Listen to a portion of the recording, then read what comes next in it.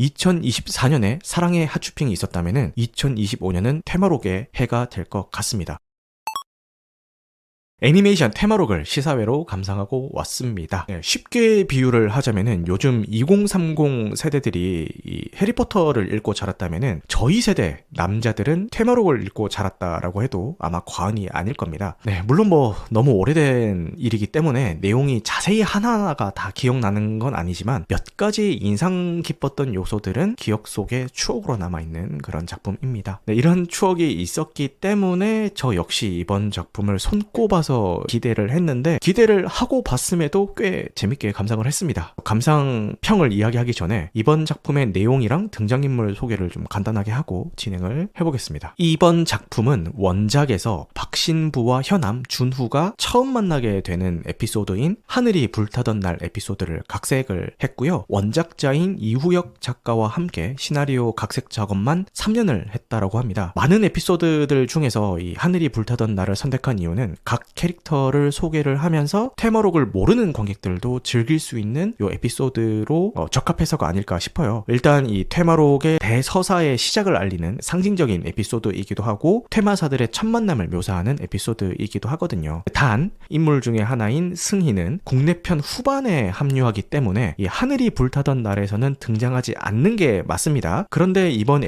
애니메이션에서는 이 작품의 시작과 끝에 승희가 잠깐 나오긴 하는데 메인 스토리에서는 활약은 하진 않죠. 근데 포스터나 마케팅 문구 같은 데서는 마치 이 승희도 활약하는 것처럼 묘사를 해놔서 약간 좀 어리둥절하긴 했습니다. 아무튼 이 에피소드를 이해하기 위해서는 먼저 해동밀교라는 조직에 대해서 설명을 드려야 될 것 같아요. 수백 년간 응거해온 비밀 종교 집단이고요. 정식으로 불교가 국내에 자리 잡기 전부터 있었다. 요런 이야기도 있지만 밀교기 때문에 자세한 것은 모든 것이 비밀에 쌓여있다. 요런 컨셉입니다. 원래는 사람을 돕는 선한 집단이었지만 이 작중에 등장하는 145대 교주가 힘에 집착하기 시작하면서 광기에 휩싸이게 되고 결국 사악한 힘을 탐하면서 타락하게 돼버리죠. 이 해동밀교에는 5대 호법이 있는데 교주가 대대장이라면은 이 호법들은 중대장쯤 되는 그런 포지션에 있습니다. 모두 영적인 능력을 가지고 있는 사람들이고요. 각자 개성은 다르지만 선한 마음을 가지고 있다는 것은 동일합니다. 타락한 교주를 호법들만의 힘으로는 통제하는 게 불가능해지니까 이 교주를 제압하기 위해서 또 다른 영능력자로 알려져 있는 박신부에게 도움을 청하게 되죠. 왜냐면은 이 타락한 교주는 5명의 호법들의 능력을 다 파악을 하고 있잖아요. 그래서 외부인인 박신부의 능력은 이 교주가 모르니까 이 박신부를 데리고 와서 사건을 좀 해결을 해보자.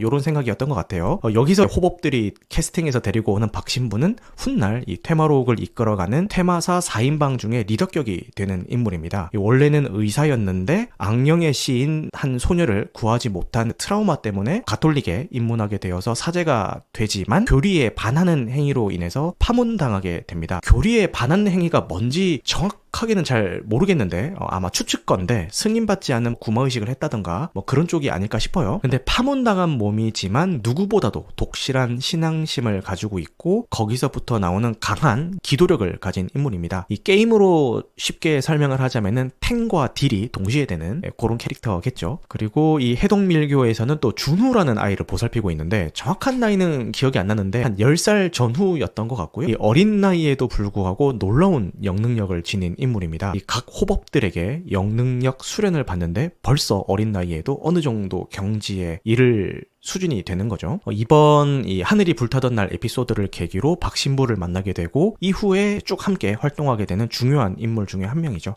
게임으로 치면은 법사 포지션이 될 것 같고요. 원딜이나 서포터의 역할 정도가 될 것 같습니다. 서교주가 타락하기 전부터 서교주를 이 준우는 양 아버지로 삼고 있었는데 아무리 영적인 능력이 뛰어나다 해도 결국 애는 애다 보니까 부모의 정이 그리운 나머지 이 타락한 서교주에게 가스라이팅을 당하고 있는 그런 상황입니다. 호법들은 박신부에게 준후를 서교주로부터 보호해줄 것을 부탁하게 되는 거죠. 서교주가 폭주하면서 호법들과 박신부와 대립하고 있을 때 동시에 이 현암이라는 인물이 해동밀교를 찾아옵니다. 이 험한 산 속에 주술까지 걸어서 해동밀교를 찾아가는 길이 꽁꽁 숨겨져 있는데 그거를 다 뚫고 정문까지 온 거예요. 현암이. 현암은 어떤 인물이냐? 권법가 포지션이고요. 태극 기공을 사용하는 인물입니다. 게임으로 치면은 근딜러가 되겠죠. 있고요. 이 월향이라는 영혼이 깃든 검을 사용하는데 이번 작품에서는 나오지 않습니다. 사실 제가 내심 기대를 했는데 월향이 막 휙휙 날아다니면서 활약하는 게 굉장히 원작에서 멋있게 묘사가 되거든요. 그리고 현암과의 케미도 상당히 좋고, 이번 작품에서는 월향이 나오지는 않지만 간단하게 소개를 해드리자면은, 이 월향은 한 여인의 영혼이 깃들어 있는 단도예요. 이 짧은 겁인데 정확한 기억은 아니지만 아마 이 젊은 여자들만 골라서 겁탈하는 그 악귀를 물리치러 현암이 오게 되는데, 그때 있었던 영혼 상태였던 월향이 우연히 이 현암을 만나게 되고, 이 현암을 물리적으로 돕고 싶은 마음에 그 단도 안에 들어가게 되면서 그 단도에 월향의 영혼이 깃들게 된다. 근데 그 타이밍에 저주에 걸려서 단도에서 빠져나오지 못하는 그런 상황이 됐을 겁니다. 단도에서 빠져나와야 다시 환생할 수 있는 기회가 주어지기 때문에 이 현암이 월향과 계속 같이 다니면서 이 월향의 저주를 풀어주기 위해서 엄청 많은 노력을 하는 것도 묘사가 되는 것 같은데, 아마 뒤에 반전도 있고 그럴 거예요. 월향과 현암은 정신적으로 연결되어 있는 상태이고, 월향은 자의식이 있기 때문에 현암과 교감을 하면서 혼자 날아다니고 막 그러기도 해요. 위기의 순간에 현암을 여러 번 구해주기도 하고요. 심지어 현암과 나중에 썸도 탈 겁니다.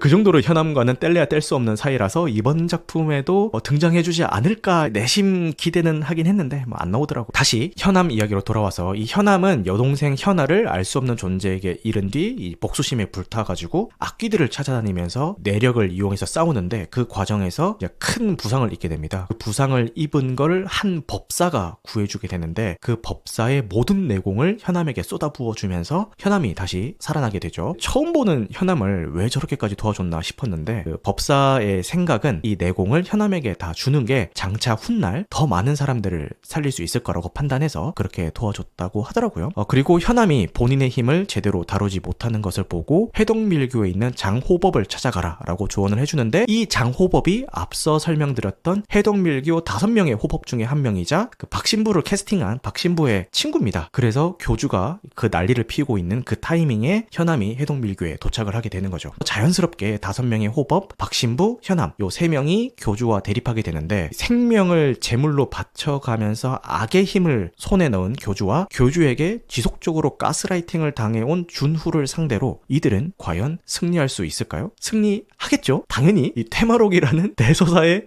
시작을 알리는 에피소드인데, 이긴다는 결과는 정해져 있는 거고 그 결과를 향하는 과정이 중요한 건데, 저는 만족스럽게 봤습니다. 우선 분위기를 잘 살렸어요. 이 장르가 오컬트 판타지잖아요. 뭔가 으스스한 오컬트 분위기를 내면서도 또 너무 그쪽으로 치우치기보다는 이 신비로운 판타지 요소들도 적절히 잘 섞어놨더라고요. 으스스한 오컬트 분위기만 따지자면은 솔직히 말해서 최근에 개봉했던 검은 수녀들보다도 연출을 더 잘했다라는 생각이 들더라고요. 이렇게 분위기를 잘 살릴 수 있었던 것은 실사가 아닌 애니메이션으로 제작했기 때문입니다. 이미 1998년에 테마록 실사 영화가 한번 제작이 됐었죠. 이 희대의 망작이라고 불리고 있는. 단순히 실사 제작을 했다라는 게 문제가 아니라 원작의 설정만 따와서 감독 마음대로 만들었다는 게 이제 제일 큰 문제긴 한데, 아마 현 시점에 원작을 충실히 따라서 이 실사 제작을 했더라도 뭔가 이질감이 들 수밖에 없을 것 같기는 해요. 근데 이거를 애니메이션으로 제작하면서 그 이질감을 없앤 아주 영리한 선택이었다라고 생각을 합니다. 이 애니메이션을 제작한 로커스 스튜디오의 이력 또 화려해요. 레드슈즈, 유미의 세포들, 애니메이션 런닝맨 요 시리즈를 제작을 했는데 모두 퀄리티가 꽤 괜찮은 작품들이죠. 그 명성에 맞게 이번 테마록도 잘 제작을 했습니다. 그리고 3D 모델링 스타일이 넷플릭스 애니메이션인 아케인과 비슷하다 이런 이야기가 자주 나오던데, 이 제작사의 인터뷰에 따르면은 아케인이 공개되기 전부터 제작 중이었다고 하고요. 솔직히 이야기를 하자면은 들어가는 이 자본의 규모가 다르다 보니까 이 최종 결과물의 퀄리티 차이는 날 수밖에 없죠. 아케인이랑 비교를 하자면은. 그럼에도 꽤 훌륭하게 구현했다라고 생각을 하고요. 일부 여론들을 보면은 액션 장면에서의 동작들은 멋있는데 일상생활에서의 움직임이 좀 부자연스럽다 이런 의견들도 있더라고요. 저는 전혀 느끼지 못했던 부분인 것 같습니다. 국산 애니메이션에서 이 정도 퀄리티의 3D 모델링이 나왔다는 것은 과장 조금 더 보태서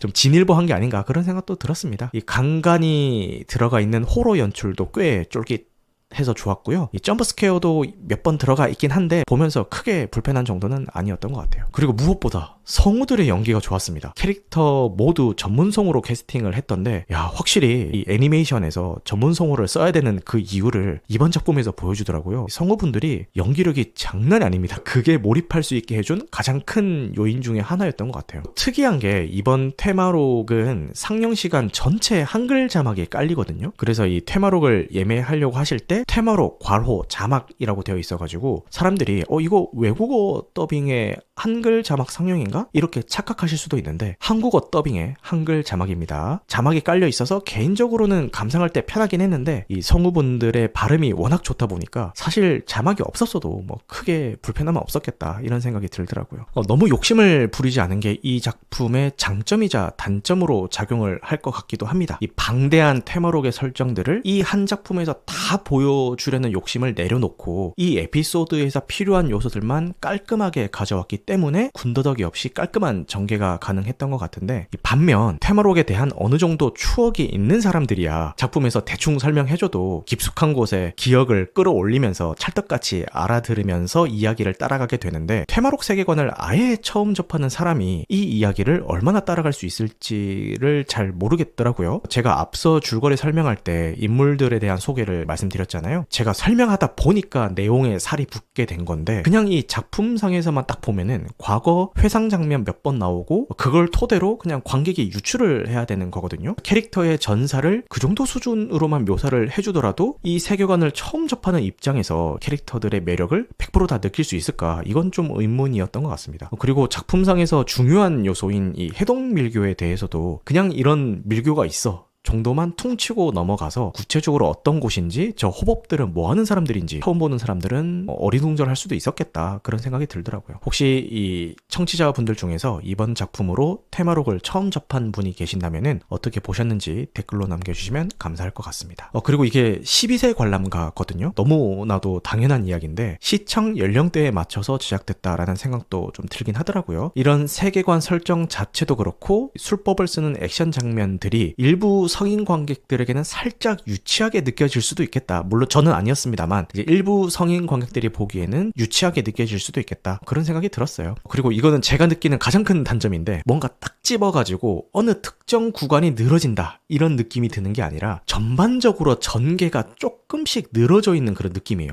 전개 속도가 전반적으로 0.75배속 정도로 진행되는 그런 느낌? 이야기 전개의 속도감이 좀 아쉽긴 하더라고요. 그럼에도 불구하고 애니메이션 테마록은 한국 애니메이션 시장에 큰 영향을 주게 될 작품이라는 생각이 듭니다. 2024년에 사랑의 하츄핑이 있었다면 2025년은 테마록의 해가 될 것 같습니다. 테마록의 손익분기점이 100만 관객이더라고요. 이 애니메이션 치고는 좀 높은 수치이긴 한데 충분히 기대해볼 만하다. 손익분기점을 극장에서 달성 못하더라도 나중에 해외 판매하고 또 IPTV나 VOD 수익을 통해서 손익분기점을 달성하는 경우도 꽤 자주 있거든요. 기술적 완성도와 장르적 매력을 모두 갖추기도 했고 지갑 사정이 두둑한 왕년의 팬들과 지금 시점에 처음 접하는 세대들도 입문할 수 있는 에피소드를 다뤘다라는 면에서 그렇게 생각이 들고요. 원래는 시리즈물로 계획된 프로젝트였다고 하더라고요. 여러 가지 우여곡절을 거치면서 영화로 시작된 거라고 하네요. 이번 작품의 쿠키 영상에서 이 후속작을 암시하면서 끝이 나게 되는데 아마도 이 승희가 퇴마사 일행에 합류하게 되는 에피소드인 초상화가 부르고 있다. 요 에피소드가 될 것 같습니다. 이 승희의 아버지가 악령에 씌이면서 벌어지는 일을 다루는데 승희가 본인의 힘을 깨닫게 되면서 퇴마사 일행에 합류하게 되는 이 중요한 에피소드이기 때문에 이번 작품이 손익분기점을 돌파하면서 차기작도 제작이 되기를 바라보겠습니다.